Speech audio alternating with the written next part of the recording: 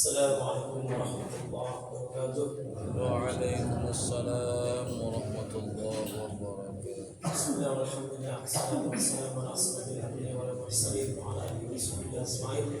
Allahumma shalli ala sayyidina Muhammad wa ala ali sayyidina Muhammad. Allahumma iftah lana hikmataka wa ansur alaina rahmataka ya zal jalali wal ikram. Para jamaah yang berbahagia, insyaallah mudah-mudahan segala amal ibadah kita pada subuh di hari ini diterima oleh Allah Subhanahu wa taala. Selanjutnya insyaallah di pekan pertama di bulan Februari, kurang lebih 1 bulan menjelang Ramadan, kita akan mengkaji kembali bersama Al-Mukarram Al-Ustaz Muhammad Arif Prasetya LC terkait dengan fikih. Selanjutnya kepada Al-Mukarram tafadhal bismillah.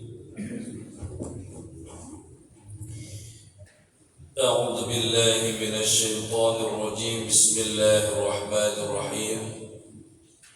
السلام عليكم ورحمة الله وبركاته. الحمد لله رب العالمين، الصلاة والسلام على رسوله الكريم رسول الله سيدنا ومولانا محمد صلى الله عليه وسلم وعلى آله وأصحابه أجمعين.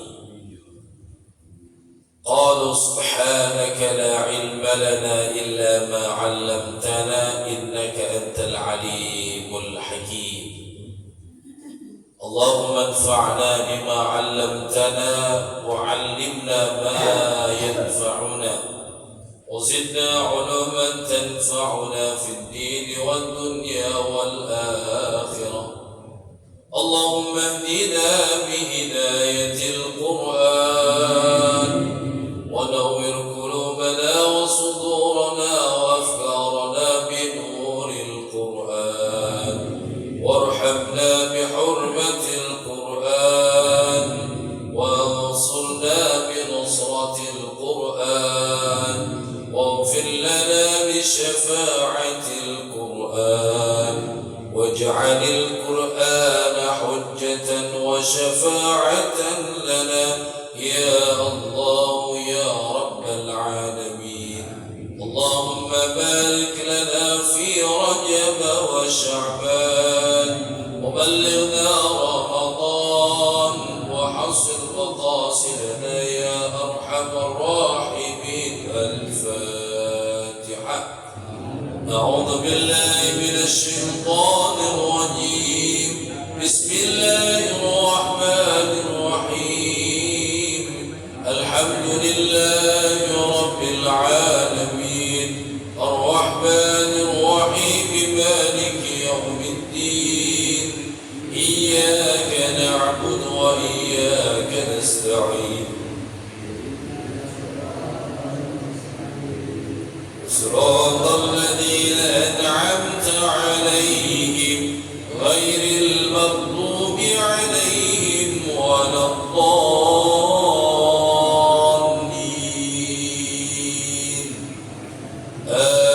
آمين. الحمد لله رب العالمين. Bapak dan Ibu jemaah ta'lim pada salat subuh yang tentu kita semua berharap semoga mendapatkan rahmat dari Allah Subhanahu wa taala. Amin ya Allah ya rabbal alamin. Di hari Sabtu, hari kedua di bulan Sya'ban. Kemarin Jumat sudah masuk Sya'ban kita. Artinya sudah menjelang atau mendekat dengan datangnya bulan suci Ramadan. Dan nanti orang ketika menyambut Ramadan, orang ketika bertemu dengan Ramadan akan terbagi menjadi 3 golongan.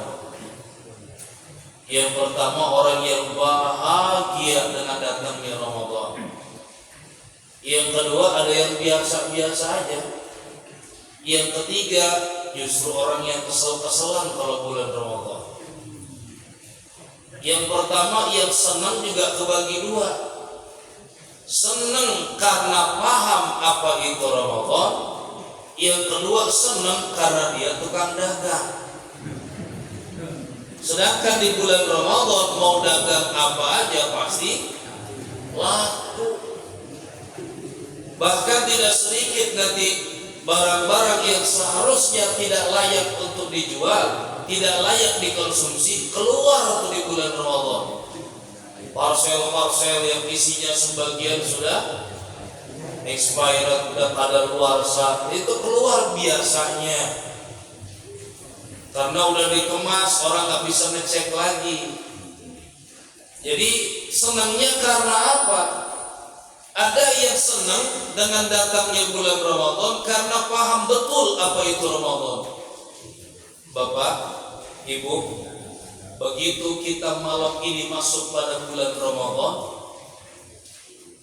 terasa atau tidak, sadar atau tidak, dosa-dosa kita dari awal bulan Syawal dulu sampai malam itu dihapuskan oleh Allah. Hilang semuanya. Ramadan ila Ramadan, satu Ramadan ke Ramadan yang lainnya, yukaffirudz dzunub, menghapuskan dosa-dosa. Makanya kenapa para ulama-ulama terdahulu berharap waballighna Ramadan, sampaikan kami pada bulan Ramadan ya Allah, karena begitu sampai bulan Ramadan hilang semua dosa-dosa kita. Maka begitu pun nanti sampai datangnya atau akhirnya Ramadan, dia berharap bukan hanya dosa kepada Allah yang diampuni, tapi juga dosa kepada sesama manusia. Maka kita nanti ada budaya kebiasaan namanya halal bihalal, yang isinya apa? Makan-makan, Pak.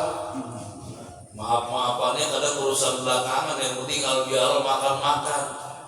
Padahal konsep awal adanya halal bihalal itu bertemu untuk saling maaf memaafkan. Kenapa kok maaf memaafkan? Itu tadi karena kita berpikir dosa kita kepada Allahnya udah beres. Tinggal kita berpikir ada hakul adami, dosa-dosa antar manusia yang tidak bisa selesai kecuali dengan saling memaafkan dan menyelesaikan hak itu. Contoh, nggak semua dengan maaf memaafkan, Bu. Contoh apa? Utang. Nggak gara-gara halal bihalal lunas, Pak. Alhamdulillah selesai bulan Ramadan, halal bihalal berarti utangnya lunas, kan enggak? Ini namanya hakul adami, hak-hak sesama manusia yang harus dituntaskan, yang harus dibayar. Tidak bisa diselesaikan hanya dengan meminta maaf. Maka seyogianya Bapak Ibu sebaiknya maaf memaafkan itu justru letaknya sebelum Ramadan kalau kita bisa lihat.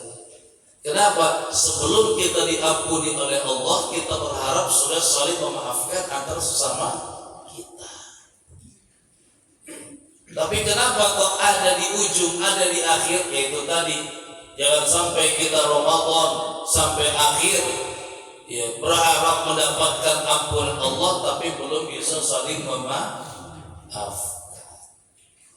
Karena nanti kita akan belajar hikmah dari Ramadan itu, salah satunya tazkiyatun nafs. Bukankah kalau lagi puasa nggak boleh marah, nggak boleh ngambek, nggak boleh ngomongin orang, ya kan? Diajarkan sesuatu semuanya yang baik, yang baik, yang baik. Maka pada dasarnya puasa membentuk kita memiliki karakter yang baik. Maka jangan sampai kita menjadi orang yang didoakan oleh baginda Nabi. Ada Bapak Ibu orang yang didoakan oleh baginda Nabi SAW, bahkan didoakan oleh malaikat Jibril diaminkan oleh Rasulullah sallallahu alaihi wasallam. Didoakan oleh malaikat Jibril, diaminkan oleh Rasul. Siapa? Salah satunya dakhala alaihi Ramadan wa tamma Ramadan falam yughfar lah. Diawali hadis ini dengan apa? Celaka seseorang. Celaka seseorang ada 3. Siapa? Salah satunya seseorang yang sampai pada bulan Ramadan dan Allah sampaikan dia sampai akhir Ramadan tapi tidak mendapatkan ampunan Allah. Artinya Ramadan tidak merubah karakternya menjadi lebih baik. Bapak Ibu rahimakumullah, insyaallah kita akan melanjutkan pembahasan kita dalam kitab At-Tabhid, pembahasan tentang fikih. Ini tepat juga 1 bulan sebelum datangnya bulan Ramadan. Kita masuk dalam kitab Siyam, kitab atau bab tentang puasa. Sebelumnya saya kombinasikan dengan fikih puasa punya Syekh Yusuf Al-Qaradawi. Kita akan membahas di awal dulu apa sih hikmah dari puasa yang disyariatkan oleh Allah Subhanahu wa taala. Tentu kita mulai dari kapan sih pensyariatan puasa? Bapak Ibu, Allah itu bentuk rahmat Allah. Begitu Nabi sallallahu alaihi wasallam diangkat jadi nabi, kemudian wa amfir ashiratakal aqrabin, ajak manusia khususnya keluarga terdekatmu, ajak untuk memeluk Islam. Dan saat itu tidak langsung diberikan beban untuk ibadah. Enggak tanggung-tanggung Bapak Ibu, 10 tahun. 10 tahun Nabi diutus, belum ada ibadah apapun yang disyariatkan. Kenapa? Itu selama 10 tahun itu untuk penguatan akidah. Karena gak gampang menguatkan akidah. Ini sejalan dengan apa yang kami sampaikan pada peringatan Isra Mi'raj lalu kan? Kenapa anak di usia 7 tahun sudah diminta untuk diajarkan salat? Umur 10 tahun pukul, kata Nabi sallallahu alaihi wasallam. Tapi pukul di sini bukan dalam arti kita mukulin secara fisik, secara sadis, bukan. Tapi dalam arti kita serius betul mengajak anak itu untuk sholat. Nunggu 10 tahun. Ini sama dengan Nabi. Selama 10 tahun di kota Makkah itu belum ada perintah untuk ibadah. Itu murni untuk apa? Penanaman akidah, pengukuhan prinsip-prinsip tauhid, iman. Belum diperintahkan ibadah. Ibadah pertama yang diperintahkan oleh Allah adalah salat, itu pun setelah peristiwa Isra dan Mi'raj. Itu tahun ke 10 Hijriah. Kebanyakan nanti menyatakan 5 tahun setelah itu, Bu, 5 tahun Pak, baru turun perintah puasa. Perintah puasa. Maka setelah kuat akidah-akidahnya, baru perintah-perintah setelahnya dimulai dengan kalimat apa? Ya ayyuhalladzina amanu. Udah pantas baru dibilang orang yang beriman. Kenapa?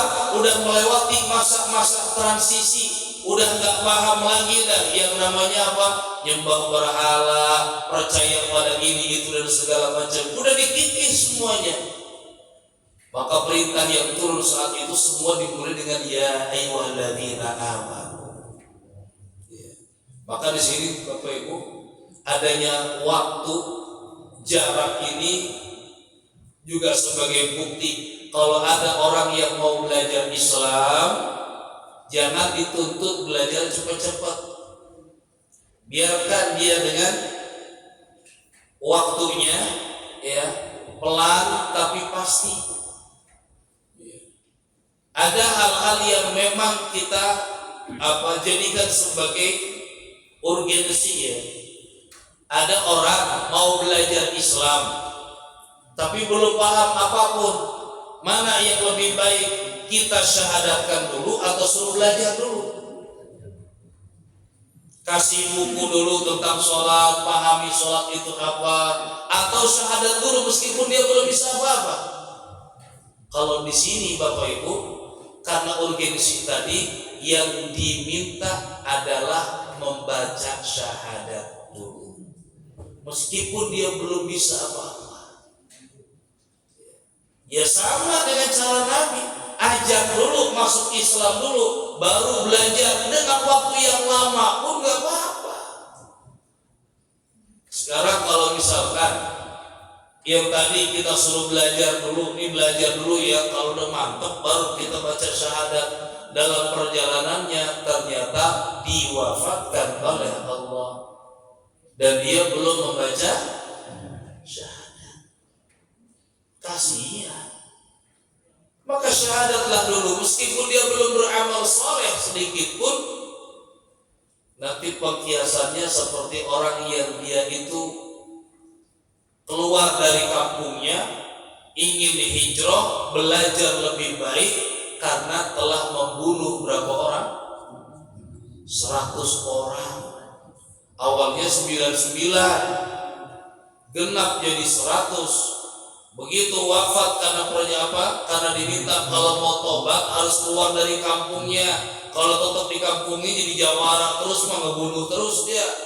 Keluar dari kampungnya, kemudian apa? Belajar, ketemu dengan seseorang. Di tengah perjalanannya wafat.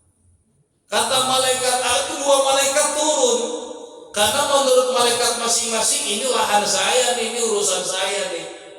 Kata malaikat azab, innahu lam ya'mal amalan qat. Dia belum beramal soleh sedikit pun. Tapi kata malaikat rahmat, innahu ja'a taiban. Orang ini sudah datang dalam keadaan bertaubat.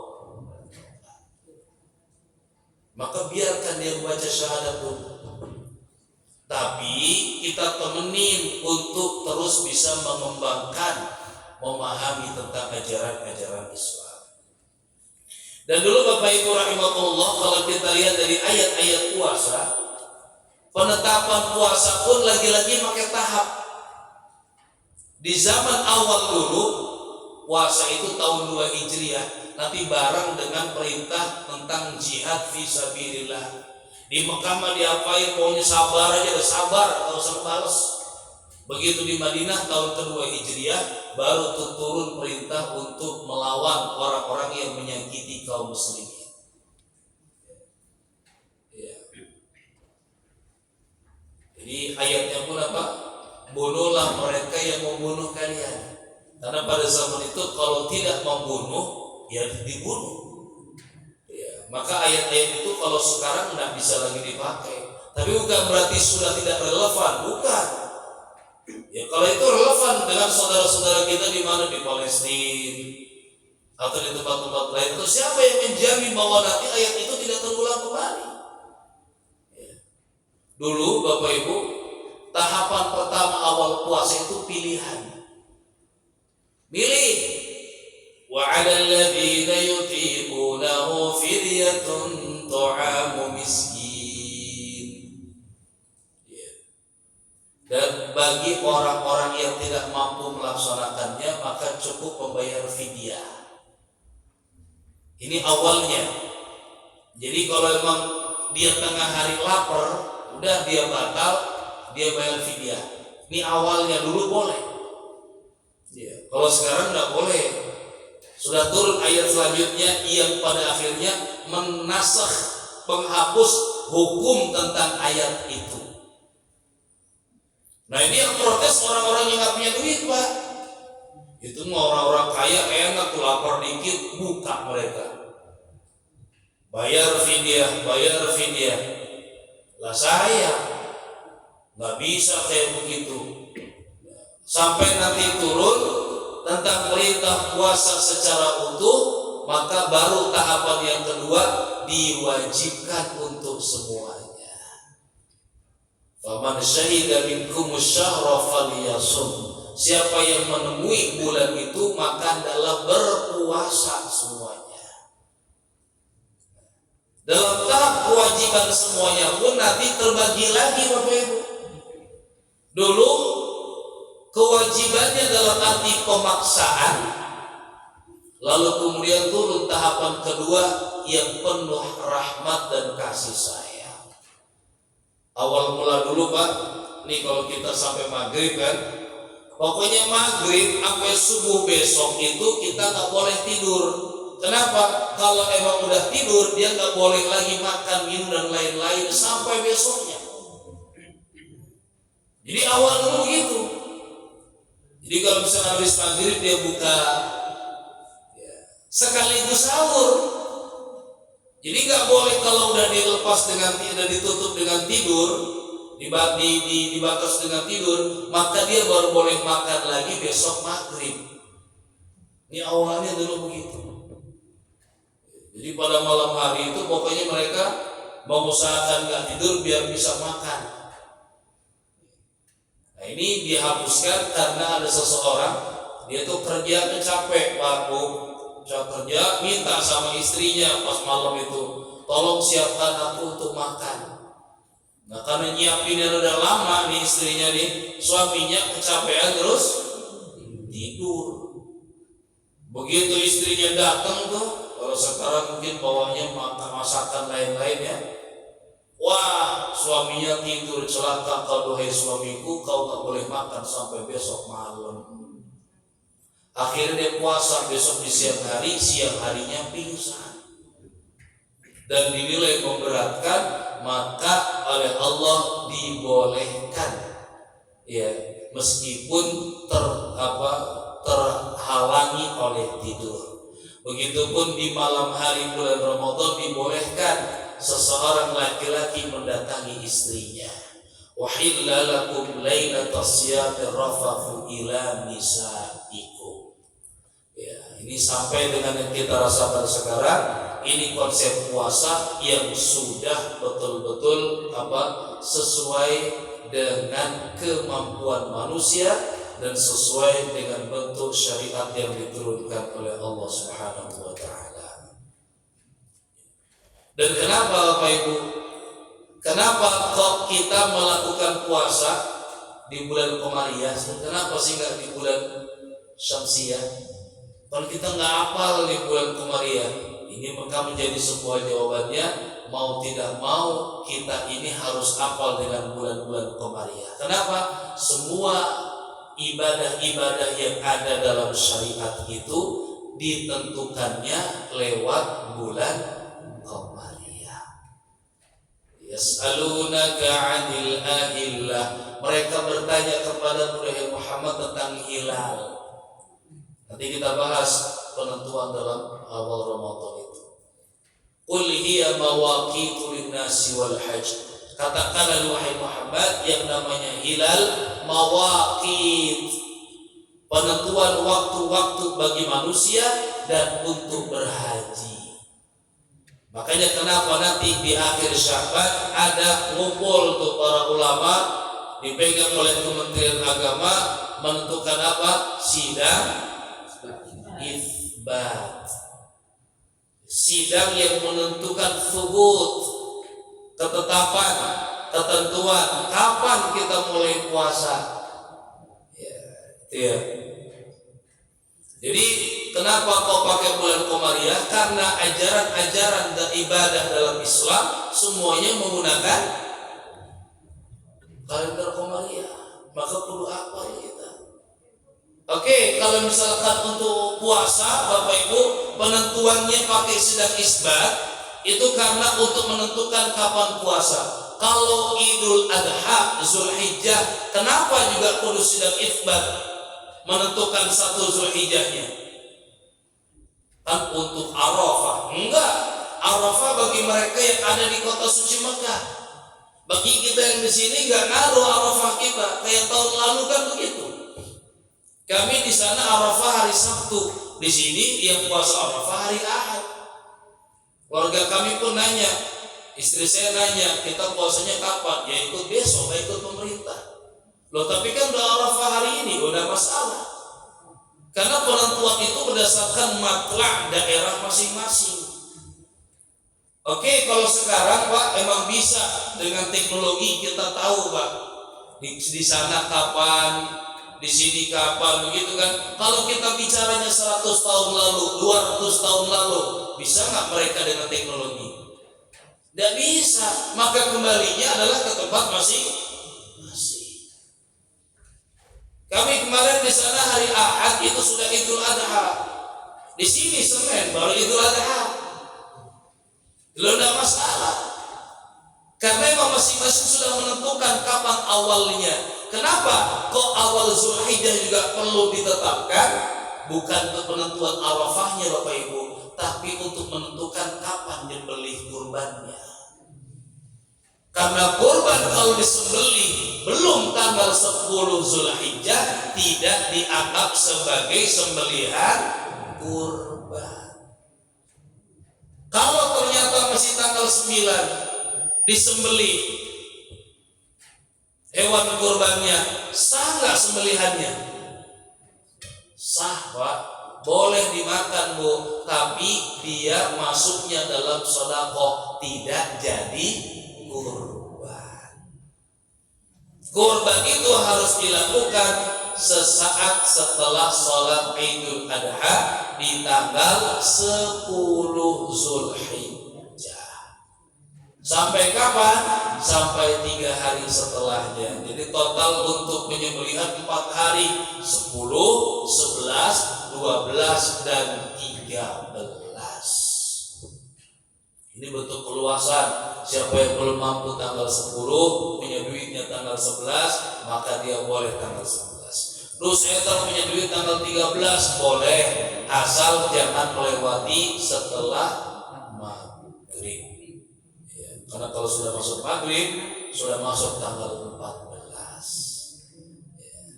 Ini makanya perlu kita menentukan. Nanti untuk penentuan awal puasa, kenapa sedang isbat? Karena ibadah itu kudu jelas, nggak boleh samar. Kapan tanggal 1-nya? Ya udah kapan aja sih sama aja. Oh nggak bisa.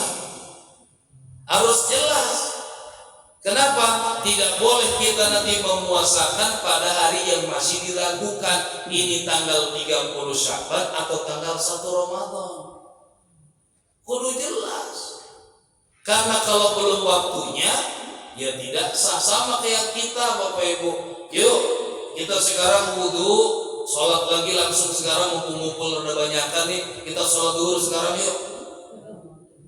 Diterima gak? Diterima gak? Kenapa mau diterima? Kau tahu? Karena belum waktunya. Dan kita udah tahu kalau belum waktunya gak akan diterima oleh Allah. Kalau sholat jelas waktunya lewat apa? Adzan. Nunggu nanti siang adzan zuhur, Allahu Akbar, Allahu Akbar, baru kita sholat. Lah kalau puasa menentukannya lewat apa? Penentuan sidang isbat itu menanyakan ada yang melihat bulan nggak? Ada yang melihat hilal nggak? Dilihatnya pun dia sudah berapa derajat? Masih samar atau tidak? Karena kita ini punya pakem, punya apa namanya? Punya patokan. Bulan itu secara penglihatan dalam mata telanjang berapa derajat yang sudah mampu dilihat oleh manusia. Karena kan hilal itu, bulan baru itu tipis Bapak Ibu. Warnanya kadang sama dengan langit, kadang sama dengan awan, samar. Orang yang gak biasa untuk melihat, sulit untuk melihat, apalagi bentuknya masih kecil. Sabit saja kan kecil, apalagi di bawah sabit. Maka dia harus berada pada ketinggian tertentu. Ini saya sering mengilustrasikannya kayak begini. Anggaplah ini hilal. Ketika saya letakkan di sini, yang di sini udah ngeliat, yang di sana udah ngeliat belum? Belum. Ya. Dia bergerak mulai naik. Yang di sini sudah kelihatan, di sana belum. Tapi ketika pada ketinggian tertentu sudah nampak belum yang di sana? Maka dia harus berada pada posisi tertentu sehingga nampak dengan semuanya. Itu yang ditentukan dalam sidang itsbat. Itsbat penentuan, ketentuan, tsubut penetapan. Jadi semua sepakat, ngelihat enggak? Enggak. Kalau enggak ngelihat berarti besok belum tanggal 1. Ini yang dipakai oleh pemerintah dan juga organisasi Nahdlatul Ulama. Tapi ada pula yang menggunakan tidak dengan mata telanjang seperti itu, tapi dengan hitung-hitungan. Bapak Ibu ini apa? Tutup, saya taruh di sini. Nampak atau tidak? Kelihatan apa enggak? Tapi tahu enggak ada di sini? Tahu. Itu namanya hisab. Hisab itu tanpa harus melihat, dia sudah tahu seharusnya tanggal sekian itu tingginya sudah sekian, meskipun nggak nampak tapi sudah mulai bulan baru. Meskipun nggak nampak, Bapak Ibu tahu kutubnya ada di sini. Kenapa? Karena tadi melihat digerakkan dari sini ke sini, kegerakannya itu kelihatan. Begitupun dalam hilal, gerakannya itu seharusnya sudah sampai di sini. Maka dia tidak harus menunggu 4 derajat seperti yang disepakati oleh Mabins, Menteri Agama Brunei, Indonesia, Malaysia, Singapura. Ya. Nggak perlu menunggu 4 derajat. Kenapa? Karena gerakannya sudah jelas. Ini sudah bulan baru. Ini yang dipakai oleh saudara-saudara kita di Muhammad. Ya. Maka sangat mungkin ada perbedaan, dan kemungkinan tahun ini ada perbedaan lagi. Kemungkinan bisa jadi, ya. Maka bisa jadi tadi misalkan di negara lain di sini sudah nampak, tapi yang di sana belum. Maka di sini puasa, di sana belum. Ini matlah, ya. Tempat untuk tulu', tempat untuk terbitnya itu, munculnya itu. Karena bersamaan dengan terbenamnya matahari, muncullah bulan itu.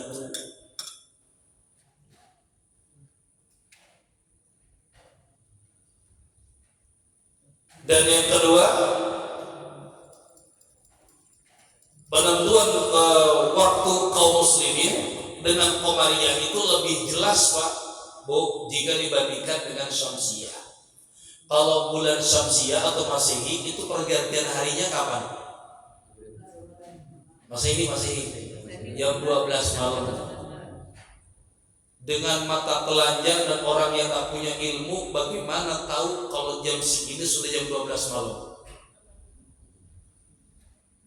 Dari mana tahunya? Gak punya jam, gak punya HP, dari mana tahu kalau sekarang udah pergantian hari? Ketahuan gak? Enggak. Tapi kalau Syamsiyah dengan apa? Guru Usyams. Dan saya baru lihat ini kemarin. Baru kali itu saya melihat seumur hidup. Ternyata bukti, Masya Allah, benar sekali.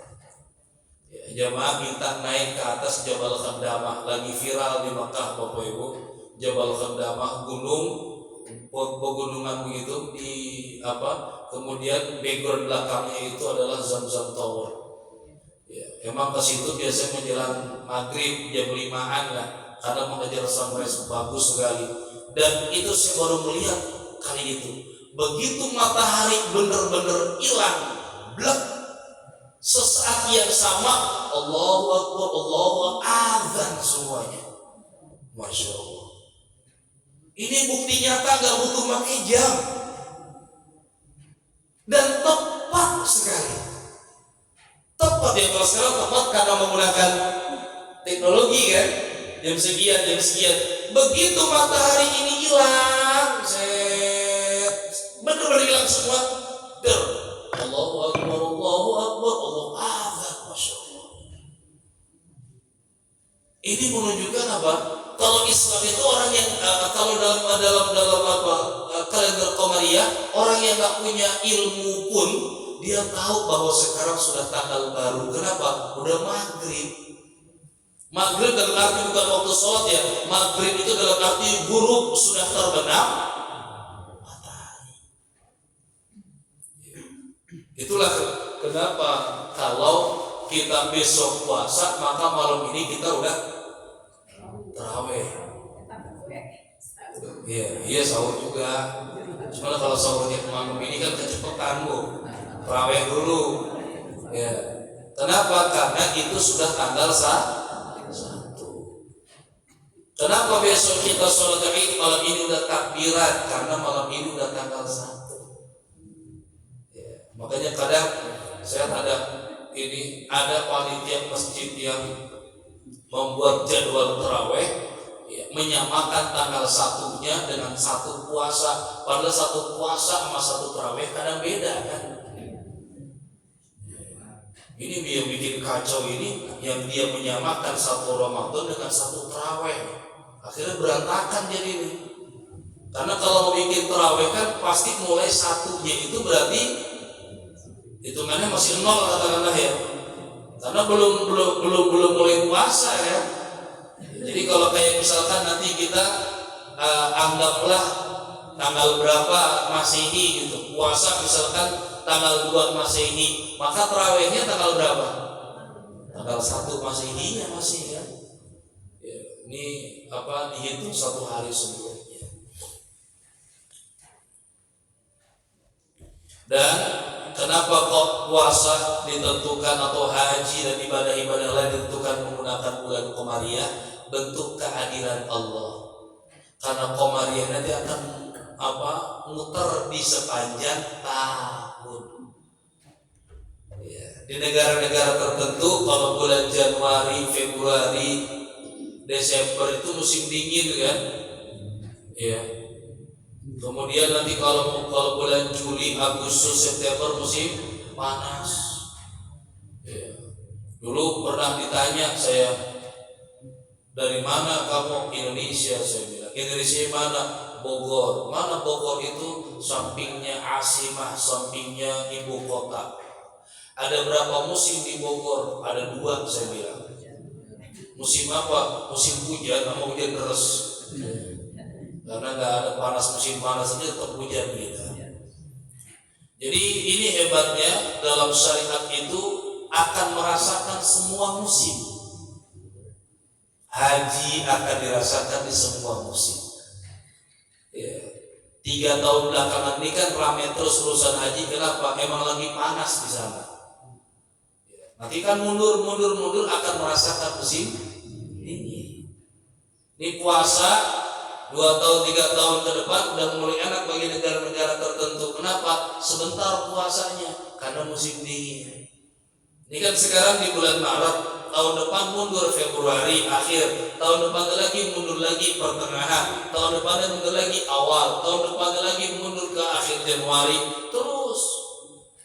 Ya, jadi muter. Ya, termasuk di sini bentuk daripada rahmat Allah sama dengan pohon kurma. Pohon kurma ibu bapak kalau umroh di bulan Syawal pasti akan melihat pohon-pohon kurma yang sudah meruntui itu. Meruntui ini yang kurma muda itu. Kenapa? Karena kurma itu siap panen setiap bulan Zulhijjah. Maaf, Zulqa'dah. Setiap bulan Zulqa'dah. Jadi Syawal udah mulai ini, Zulqa'dah panen. Biar apa? Jaminan dari Allah, Zulhijjah, tamu-tamu Allah itu nggak ada yang kelaparan. Kalaupun nggak ada makanan lain, tenang, kurma banyak. Karena kurma itu hanya panennya menjelang bulan haji. Siapa yang atur begitu coba? Jadi di musim apapun, Syawal ke sana mulai akan dilihat tuh banyak di pohon-pohon begini-begini. Zulqa'dah siap panen. Sebagai jaminan Zulhijjah tidak akan ada yang kelaparan. Ya kalau sekarang memang ada yang kelaparan. Kenapa? Isinya di Arafah orang berbagi doa. Orang kenyang di Arafah itu, dibagi ini, dibagi itu dan segala macam. Tapi kita akan berbicaranya lagi tadi, bukan hanya pada waktu saat ini saja. Ya, ketika kejadian ternyata bahan pangan tidak ada, maka kurma itu tidak akan pernah hilang di musim haji. Dan menetapkan masuknya bulan tadi bisa dengan beberapa cara. Rasul memerintahkannya apa? Sumu li ru'yatihi.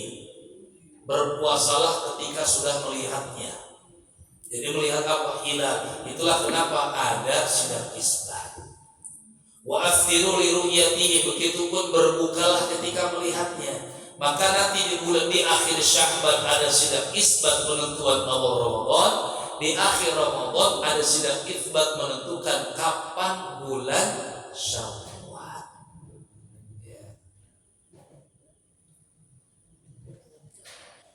La tasumu hatta tarawul hilal, janganlah kalian berpuasa sehingga melihat hilal. Nah, memang kata-kata melihat ini nanti bisa dengan dua cara, melihat dengan mata telanjang atau melihat dengan teknologi. Jadi melihat dengan mata telanjang yang masih dipakai oleh pemerintah, melihat dengan teknologi yang dipakai oleh Muhammadiyah, maka dua-duanya benar. Maka satu sisi kita bersyukur Bapak Ibu tinggal di Indonesia yang masih begitu bebas dalam urusan ini. Di Saudi bisa kayak gini, nggak bisa. Kalau sudah ditentukan kapan nggak boleh menyelesaikan pemerintah, nggak boleh menyelesaikan kerajaan. Udah ditentukan kapan.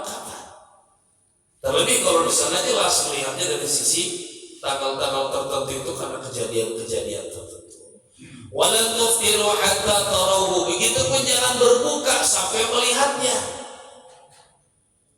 karena berbahaya kalau dia itu berbuka satu hari di bulan Ramadan tanpa ada udzur syar'i, maka lam yaktihi, gak bisa dia mengqadhakan meskipun dia berpuasa setahun. Maka ini perlunya apa?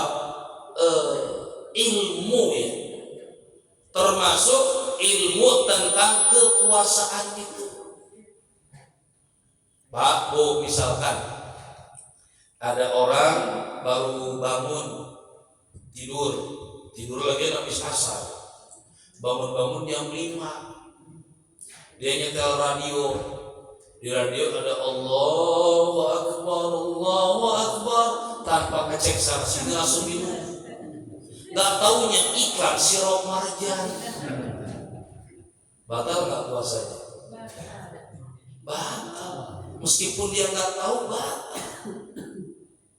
Ya, maka hati-hati betul kaitan dengan puasa itu. Ketika kita di sore hari, bener gak sudah buka belum? Ini azan beneran apa sirup marjan nih?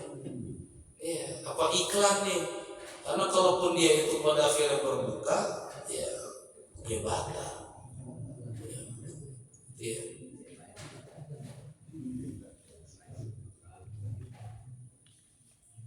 Baik, kita masuk dalam kitab at-tadhibnya. Ini beberapa hal yang juga kami tambahkan dalam fikih puasa, sambil mengingatkan juga Bapak Ibu berkaitan dengan qadha. Ya, qadha. Jadi pada dasarnya memang nanti ada orang yang yang harus mengqadha dan boleh membayar fidyah. Siapa yang boleh bayar fidyah?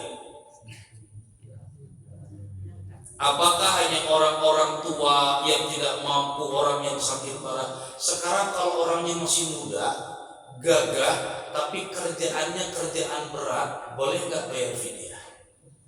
Tergantung. Kalau dia memang nggak menemukan di hari-hari lain itu waktu untuk menggantikannya, boleh dia membayar fidyah. Contoh, dia kulit panggul di pelabuhan, di pasar induk, yang memang kerjaan tiap harinya kayak begitu. Kalaupun dia mau mengqadha, kapan waktunya? Tiap hari dia kayak begitu. Ya meskipun sebenarnya bisa dia mungkin libur pada hari-hari tertentu, liburnya dipakai buat mengqadha, mungkin berat. Ya, maka wa 'alal ladzina yutiqunahu itu nanti juga luas dalam penjelasannya. Ya. Tapi berat ini benar-benar berat secara fisik, bukan hanya berat secara lingkungan. Kalau sekarang kan kadang-kadang di terminal, di pasar itu beratnya karena berat apa? Lingkungan. Padahal dasarnya dirinya adalah tidak berat. Nah ini memang semua dalam ibadah itu bentuk ujian kepada manusia. sholat itu juga ujian, puasa itu juga ujian. Ya. Maka ini tinggal dipilih dia sebetulnya bisa tak melewati ujian-ujian itu. Nah, orang-orang yang mampu membayar pada bulan yang lain, maka dia tidak boleh mudah-mudah untuk membayar fidyah. Dia harus mengqadha. Dan ingat, hukum qadha puasa itu wajib. Maka dalam candaan kami kemarin ya, jangan bayar utang puasa di bulan Sya'ban. Kenapa? Khawatir riweuh sama ngatur jadwal cucurak. Jangan bayar utang puasa di bulan Sya'ban. Nanti begitu mau puasa katanya jadwal, wah batal dia. Hati-hati, qadha puasa itu hukumnya wajib. Maka kalau wajib nggak boleh gampang-gampang dibatalkan. Beda kayak dengan puasa sunnah. Kalau puasa sunnah Senin Kamis Ayyamul Bid, lagi puasa tahu-tahu datang teman-teman ke rumah bawa makan ini, kita justru lebih baik membatalkan puasa kita, dapat pahalanya double pahalanya. Iya, tapi kalau puasa qadha nggak boleh kayak begitu. Jadi qadha itu untuk mereka yang masih diberikan kesempatan oleh Allah, kuat, sehat, dia harus mengqadha. Sedangkan orang yang fidyah, ya tadi yang sudah tidak mampu secara fisik, yang kata dokter udah nggak boleh untuk berpuasa, atau tadi pekerja berat yang memang sulit untuk mengganti ke tempat lain. Tapi bagi pekerja berat seperti ini tadi, tetap sebaiknya pagi hari tetap dia itu melakukan sahur. Tetap harus niat untuk puasa. Urusan nanti ternyata jam 1 siang dia tak kuat, benar-benar gak kuat dia berbuka, itu sudah tidak dilakukan sebagai sebuah dosa. Asal niat benar dia puasa dulu. Jangan mentang-mentang dia berat pekerjaan dari pagi udah gak niat puasa. Ingat, puasa itu kewajiban. Ya kewajiban gimana? Saya gak kuat ngelakuin kerjaan saya kayak begini. Iya, makanya kalau pagi tetap puasa dulu, tanpa harus diniatkan nanti siang berbuka. Jangan. Hanya kalau keadaan memang tidak memungkinkan karena kondisi dan lain-lain, boleh dia untuk berbuka. Kitab Siyam wa syara'itu wujubi siyam thalathatu asya, al-islam wal bulugh wal aqlu wal qudratu ala shaumi. Syarat wajib. Ini kita harus paham syarat wajib itu apa. Syarat wajib itu jika syarat itu terpenuhi maka wajib baginya. Wajib ini ketentuan yang sudah diatur dalam syariat, jika ditinggalkan maka berdosa. Maka berdosa, apalagi puasa Ramadan. Kenapa kok puasa Ramadan itu harus hati-hati menentukan kapan? Kalau dia itu meninggalkan satu puasa di bulan Ramadan saja tanpa ada udzur syar'i, tadi lam yakdihi siyamat dahr kullu, gak akan bisa ditontok meskipun dia puasa setahun untuk menutupi yang satu hari.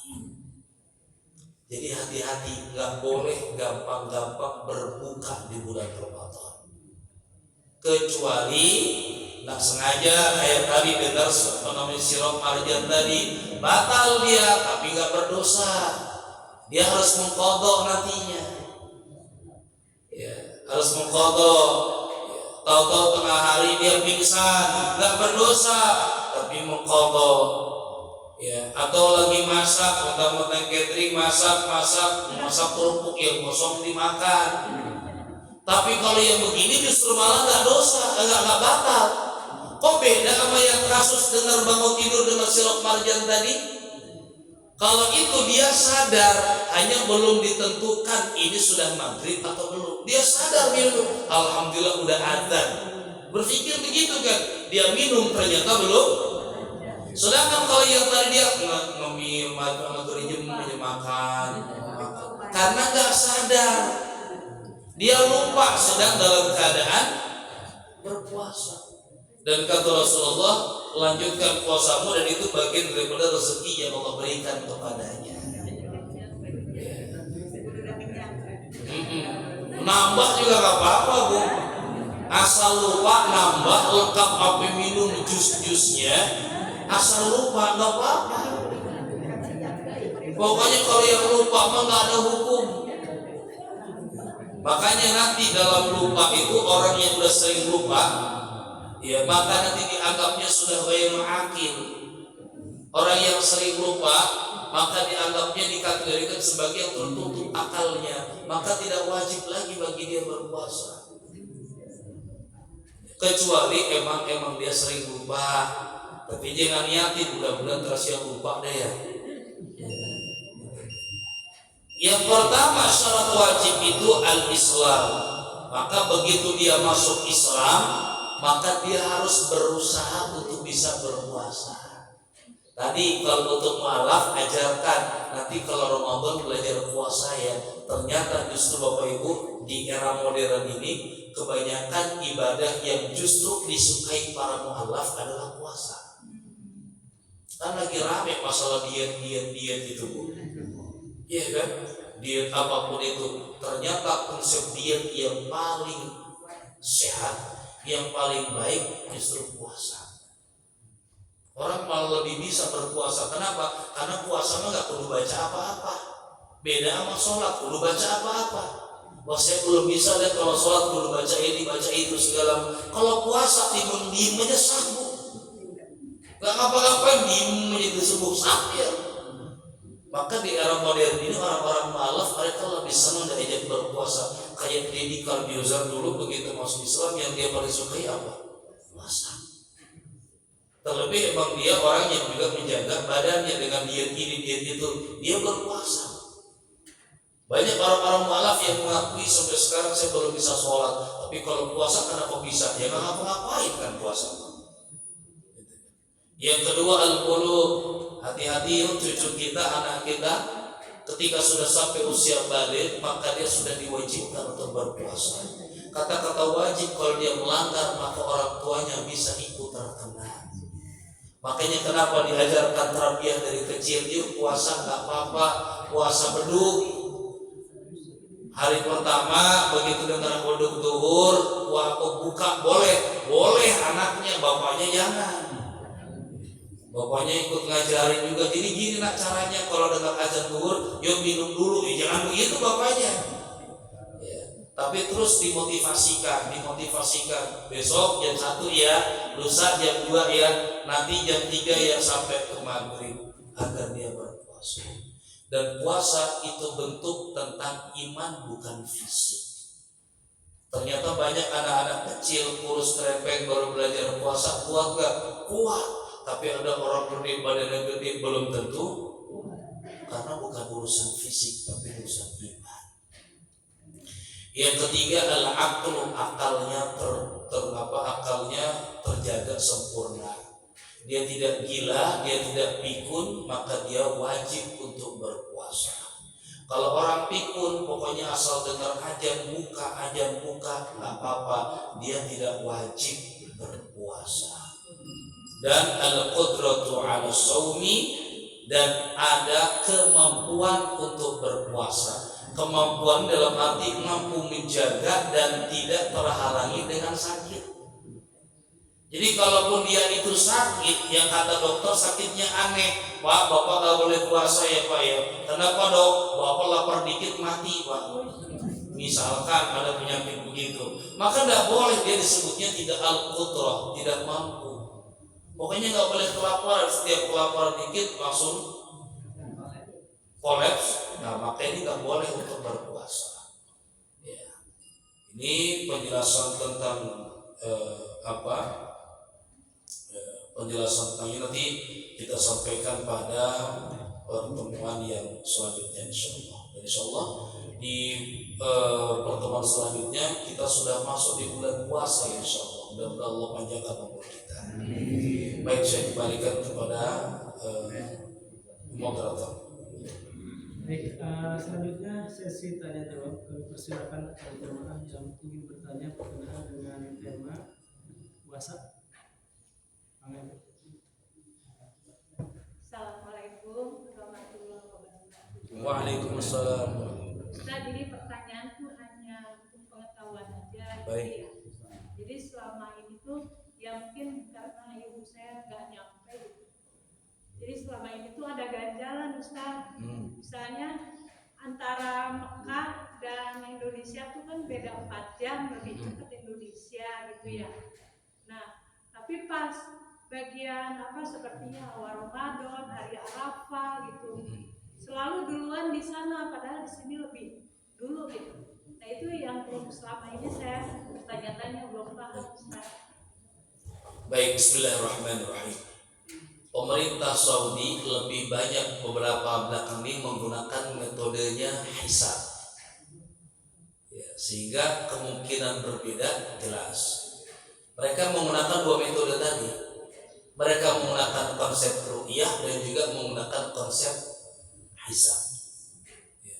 Kalau boleh jujur, memang untuk tahun-tahun yang udah serba modern sampai sekarang ini, memang lebih tepat itu kalau menggunakan konsep hisab. Cuma tidak salah ketika kita menggunakannya sesuai dengan letterlah yang disampaikan oleh Rasulullah, yaitu dengan ru'yah. Ru'yah itu apa? Melihat. Maka ini sekarang dikembalikan kepada kita, Bapak Ibu. Saya kalau ditanya, Ustadz puasanya kapan?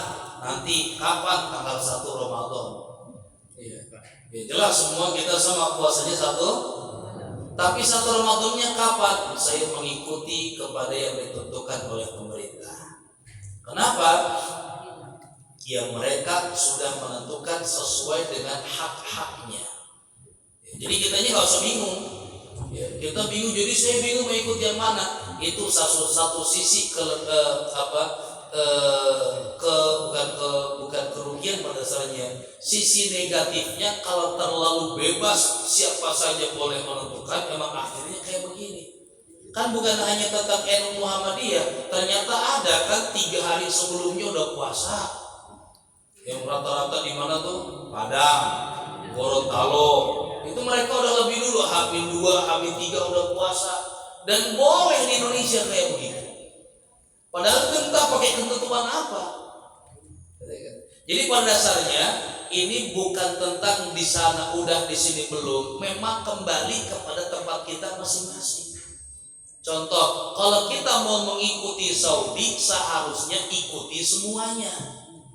Bukan hanya tentang puasa, Idul Adha, waktu sholatnya juga kita ikuti. Berarti ntar sholat subuhnya kita itu jam 10 siang. Karena di sana jam 6 pagi baru ada. Ya, itu bulan Desember nih ya, bulan Januari, Februari begini, Januari begini, itu jam 6. Kami kemarin sholat itu komat itu jam 6 lewat 13. Karena baru azan jam 6 kurang. Kenapa? Karena waktu subuhnya di sana dengan di sini berbeda kan? Ya jelas kita untuk sholat ikutin waktu mana? Waktu kita. Maka pada dasarnya hal-hal yang lain pun mengikuti kita. Loh, tapi kan logikanya kita lebih dulu 4 jam. Harusnya hilalnya lebih dulu kelihatan di sini. Iya kalau pakai hisab. Misalkan tadi di Indonesia udah keluar bulannya tapi masih 0 derajat, masih 0, lah, masih 1 derajat masih di sini. Kan emang makin siang makin naik kan? Kita baru kelihatan di atas 4 derajatnya jam berapa? Ya jelas di sana udah nampak. Kalau pakai logikanya demikian. Tapi ketika kita melihat pada sore hari itu belum kelihatan. Kenapa? Masih di sini, masih di bawah, belum begini. Tentu nambah setengah jam. Konon nambah setengah jam itu naiknya 0,5 derajat. Nambah setengah jam naik 0,5 derajat. Kita menjelang maghrib belum nampak, ya sudah. Berarti emang belum. Nanti makin naik di sana maghribnya beda 4 jam udah di sini. Ya jelas mereka lebih dulu melihat. Tapi kita di sini belum melihat. Ya. Namun kembalinya, ya kan dia pernah ada di zaman Rasul. Ada seseorang melihat, ya Rasul, aku udah melihat hilal. disumpah Allah Rasul betul, maka suruh puasa semuanya. Tapi ada satu lagi bilang, saya belum melihat. Maka Rasul membebaskan mau ikut yang mana ini. Tapi bagi dia yang sudah melihat, wajib bagi dia berpuasa. Kamu belum melihat, oke, dikembalikan, maka kita mengikuti mana? Ya, kalau mengikuti dia mengatakan sudah melihat. Kalau mengikuti ini berarti rusak baru berpuasanya. Jadi kembalinya kepada kita. Dalam urusan ibadah kita lebih nyaman mengikuti yang mana, tanpa harus saling melihat menegatifkan masing-masing. Harusnya udah puasa hari ini, dosa lo belum puasa. Kita nanti akan, mereka yang belum berpuasa bilang, saya nggak bisa berpuasa pada hari yang meragukan. Ini bagi kami belum, kami rusak puasanya. Asal jangan sampai nih puasanya ikut NU, Lebaran ikut Muhammadiyah. Ini lebih cepat nih Lebarannya nih. Orang mau puasa 29, 30 hari, dia 28 hari belum puasa. Cepatnya puasa tahun ini, ya gimana nggak cepat dia ikut belakangan Lebaran duluan. Jadi silakan dikembalikan kepada kita untuk urusan kenyamanan, karena dalam ibadah istafti qalbak, nanti ada dalam hadis arba'in, tanyakan pada hatimu lebih condong kepada yang mana. Wallahu ta'ala.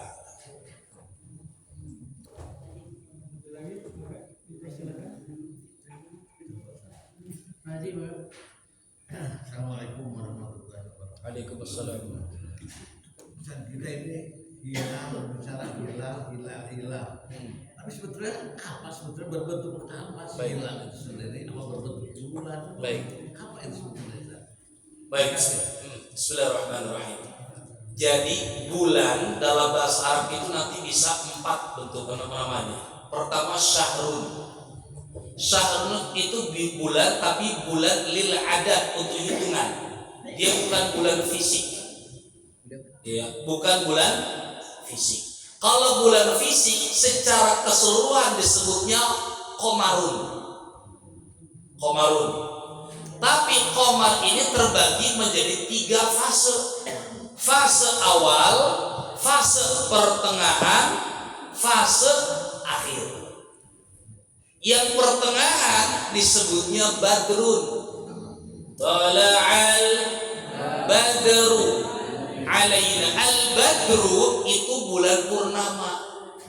Kenapa Rasul diibaratkan bulan purnama? Pengibaratan sebagai keindahan, karena purnama itu terang benderang dan lain-lain.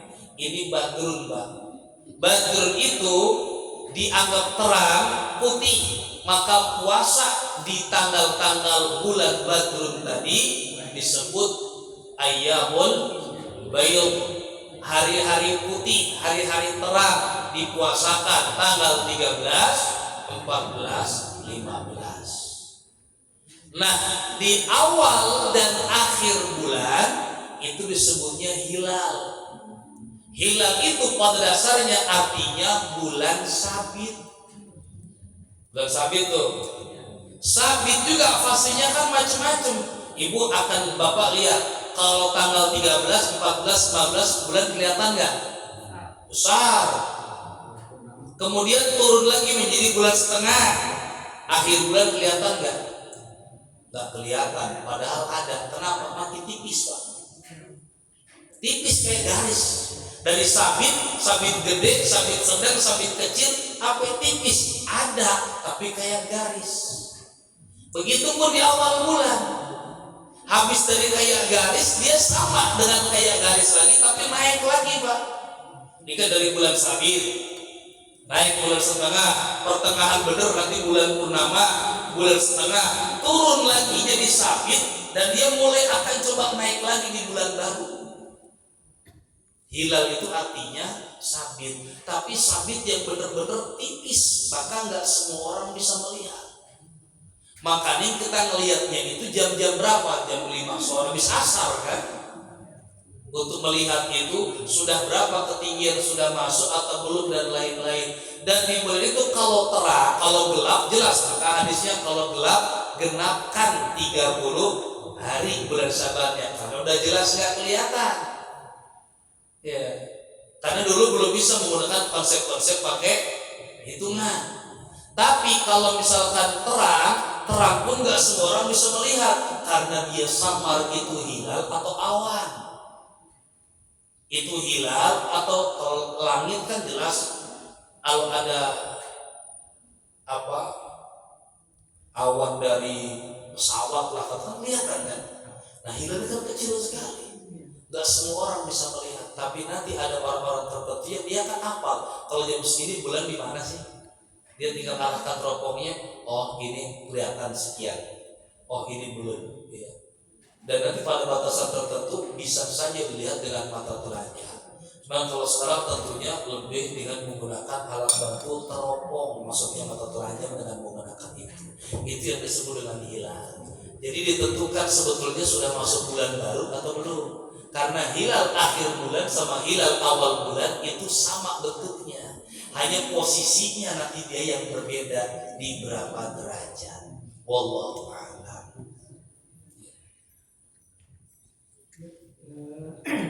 Cukup? Ada lagi? Oke. Baik, terima kasih. Selanjutnya sebagai penutup kami mohon kepada Baik, Bapak Ibu rahimahullah, kita mohon kepada Allah agar Allah Subhanahu wa taala panjangkan umur kita dalam kesehatan dan kemudahan ibadah, dan dimudahkan ibadah sebaik-baiknya, dan setiap ibadah kita diterima oleh Allah Subhanahu wa taala.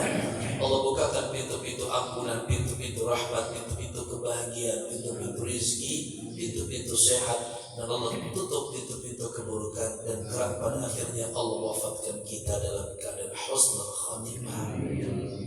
Amin ya rabbal alamin. Allahumma shalli wa sallim barik ala sayyidina Muhammadin walhamdulillahi rabbil alamin. Allahumma aftah alaina futuhal arifin, Allahumma aftah alaina kullal murakat, Allahumma aftah alaina abwabal khair wa abwabal ni'mah was salamah wa la hawla wa la quwwata illa billah. Allahumma la tad'a lana fi maqamina hadha dhanban illa ghafartah, wa la hamman illa farajtah, wa la dayna illa qadaytah, wa la maridan illa shafaitah, wa la 'ayban illa satartah, wa la jahlan illa 'allamtah, wa la dhallan illa hadaitah, ولا حاجة من حوائج الدنيا والآخرة إلا قضيتها ويسرتها يا رب العالمين. ربنا تقبل منا إنك أنت السميع العليم وتب علينا إنك أنت التواب الرحيم. ربنا آتنا في الدنيا حسنة وفي الآخرة حسنة وقنا عذاب النار. وصلى الله على سيدنا محمد وعلى آله وصحبه وسلم. سبحان ربك رب العزة عما يصفون وسلام على المرسلين والحمد لله رب العالمين. سبحانك اللهم وبحمدك أشهد أن لا إله إلا أنت أستغفرك وأتوب إليك. الحمد لله رب العالمين. Terima kasih Bapak Ibu, dan tentunya mohon maaf atas segala kekurangan. Assalamualaikum warahmatullahi wabarakatuh. Waalaikumsalam.